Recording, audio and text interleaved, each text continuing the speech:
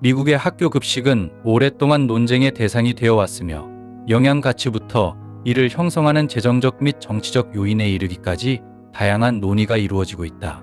많은 사람들에게 학교 식당에서의 식사는 플라스틱 같은 치즈가 올려진 삶은 햄버거와 딱딱하지만 묘하게 맛있는 빵을 떠올리게 한다. 이러한 평판에도 불구하고 학교 급식은 미국 교육의 핵심 요소로 필수적인 역할을 하면서도 다양한 이해관계가 충돌하는 전장이기도 하다. 매년 약 49억 개의 학교 급식이 제공되며 이는 수백만 명의 어린이들에게 식사를 제공하는 수십억 달러 규모의 산업을 형성한다. 이 시스템의 기반은 연방정부의 자금 지원이지만 학생들의 식판에 도달하기까지 수많은 단계를 거쳐야 한다. 학교 구역이 급식 품목을 결정하며 대형 식품 회사들은 이익의 일부를 차지한다. 농장에서 학교 식당까지 이어지는 이 과정은 수십 년간의 정책 변화, 산업 로비, 그리고 변화하는 영양 지침에 의해 형성되었다. 미국의 학교 급식 프로그램의 기원은 19세기 중반으로 거슬러 올라간다. 1853년 뉴욕의 어린이 지원 협회 Children Aid Society는 직업학교 학생들을 위한 비공식적인 식사 제공 서비스를 시작했다. 19세기 후반에 이르러 학교는 단순한 교육기관을 넘어 사회적 기관으로 변화하고 있었다. 의사와 간호사가 개입하면서 학생들의 영양실조 사례가 널리 문서화되었고 이러한 인식이 커지면서 미 의회는 1935년에 학교 급식 프로그램을 위한 자금을 배정하기로 결정했다. 그러나 모든 사람이 이를 지지한 것은 아니었다. 일부 식당 업주들은 고객 감소를 우려하며 학교 구역을 상대로 소송을 제기했지만 법원은 대체로 학교 측의 손을 들어주었다.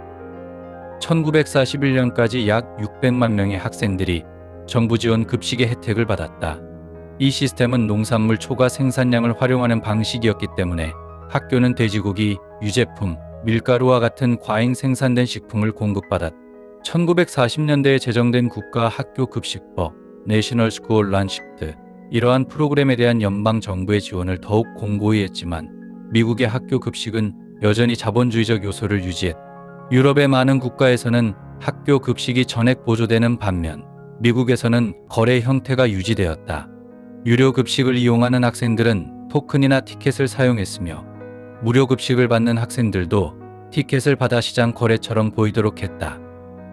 오늘날 학교 영양협회, School Nutrition Association와 전국 학교위원회 협회, National School Boards Association와 같은 단체들은 학교 급식 정책에 영향을 미치며 타이슨과 펩시코와 같은 대기업들은 자사 제품이 메뉴에 포함되도록 로비 활동을 벌이고 있다.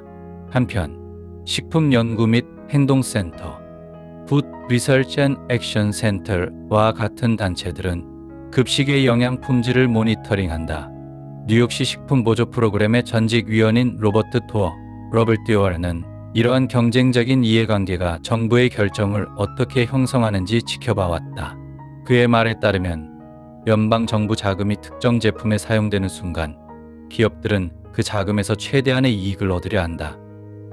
1960년대에는 학교 급식 프로그램이 더욱 확대되었으며 미 의회는 1966년에 아동영양법 Child Nutrition Act를 통과시켰다. 1969년까지 약 15%의 학생들이 무료 또는 저렴한 급식을 받았으며 이 비율은 2017 회계연도에는 73%까지 증가했다.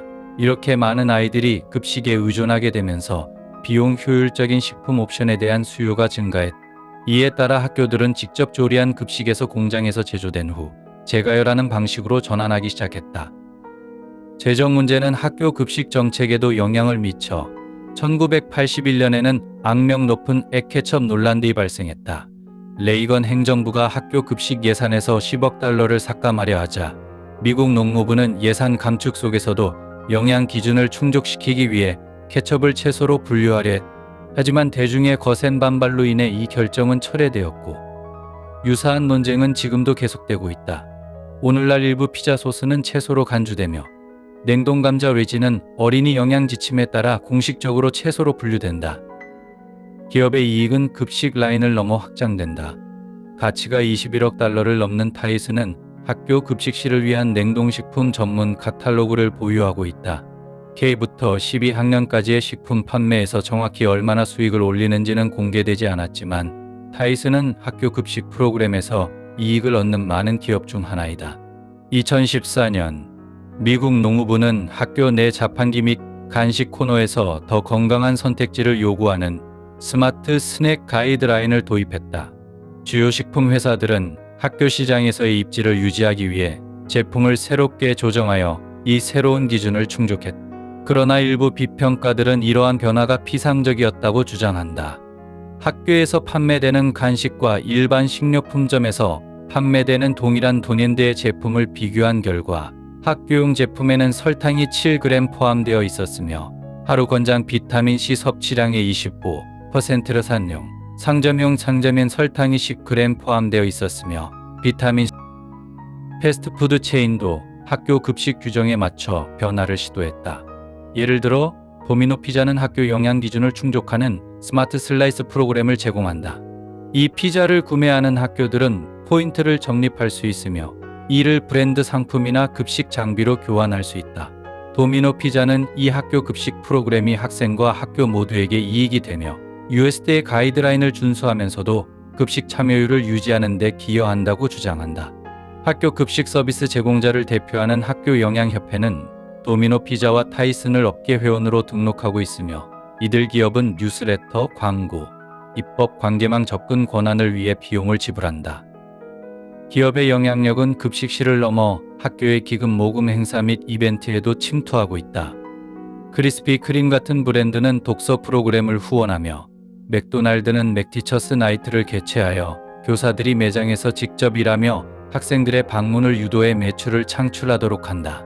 로스앤젤레스와 같은 일부 교육부는 이러한 프로그램이 비판을 받자 중단했지만 다른 곳에서는 여전히 시행되고 있다. 이러한 재정적 이해관계는 학교 급식이 공공보건에서 어떤 역할을 해야 하는지에 대한 의문을 제기한다. 1970년대 이후 아동 비만율은 3배 이상 증가했다. 약 3천만 명의 학생이 정부 지원 급식에 의존하는 상황에서 정부가 이러한 식사가 건강에 유익하도록 보장해야 할 정도는 어디까지여야 하는가? 2010년 미셸 오바마는 건강하고 배고픔 없는 아동법을 주도하여 영양 기준을 강화하고 과일 및 채소 제공량을 늘렸다. 이 이니셔티브는 학생들의 영양 상태를 개선하는 것을 목표로 했지만 예상치 못한 결과도 초래했다. 더 많은 학생들이 과일과 채소를 가져갔지만 이전과 마찬가지로 상당량이 그대로 버려졌다. 즉, 섭취량이 증가한 만큼 음식물 쓰레기도 증가한 것이다. 학교 급식 시스템의 파편화된 구조로 인해 어떤 기업이 가장 많은 이익을 얻고 있는지 또는 학생들이 질 좋은 음식을 제공받고 있는지 추적하기 어렵다. 노마의 전 셰프 댄 기우스티와 같은 일부 개인들은 이를 바꾸기 위해 노력하고 있다.